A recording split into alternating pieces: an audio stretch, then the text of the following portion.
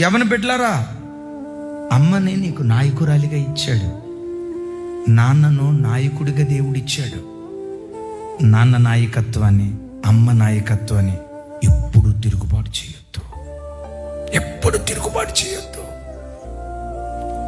ఏ యవ్వన బిడ్డలైతే తల్లిదండ్రులకు విధేయులుగా బ్రతుకుతారో, మా నాన్న, మా అమ్మ, నన్ను కన్న మా అమ్మ, మా నాన్న, అయ్యో వీళ్ళకు తిరుగుబాటు చేయటవా, నాకెంత చక్కని బట్ట కొనిపించాడే నాన్న బనియన్ చూడు, రంధ్రాలు పడి ఉంటాయి. నాన్న కంపెనీలో పనిచేసేటప్పుడు వెళ్ళి చూడు, మీ నాన్న కెమికల్ ఫ్యాక్టరీలో ఎంత కష్టపడుతున్నాడో చూడు.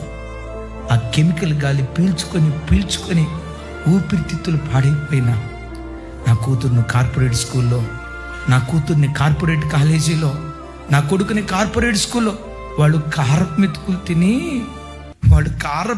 తిని ఒక 100 రూపాయలతో వస్తా ఉంటే ఒక బిర్యానీ కనపడితే తినాలని నాన్నకు అనిపిస్తుంది. బిర్యానీ తిందాం, కానీ ఆ తండ్రి తన కోరిక ఎట్లా చంపుకుంటాడో తెలుసా?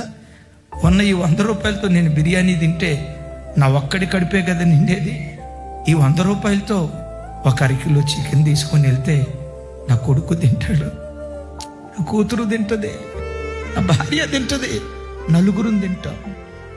తన ఆశ చెప్పుకొని, నేను కన్న తండ్రి నీ కొరకు ఎంత కష్టపడుతున్నాడు, నిన్ను కన్న తల్లి నీ కొరకు ఎంత కష్టపడుతున్నారు. వాళ్ళ కష్టాన్ని ఎప్పుడు మర్చిపోవద్దయ్యా, వాళ్ళ కష్టాన్ని ఎప్పుడు మర్చిపోవద్దు.